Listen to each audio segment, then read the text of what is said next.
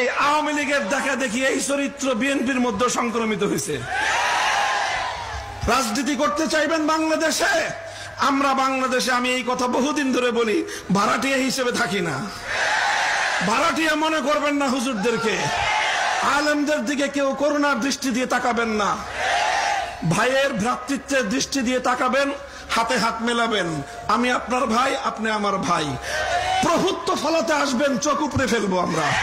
৭২ থেকে আজ ২০২৪ সাল, ভারত এই তার সাংবিধানিক বাধ্যবাধকতার মাধ্যমে, ভারত তার সংবিধানের মূলনীতিগুলো আমাদের বাংলাদেশের সংবিধানের উপর চাপিয়ে দিয়ে গোটা বাংলাদেশকে সে তার সেবাদাসে পরিণত করতে চায়। ভারতের সংবিধান থেকে পাচারকৃত ভারতীয় মাল, ধর্মনিরপেক্ষতা নামক কুফরি মতবাদ দিল্লির উপরে এটাকে ট্রান্সফার করতে হবে।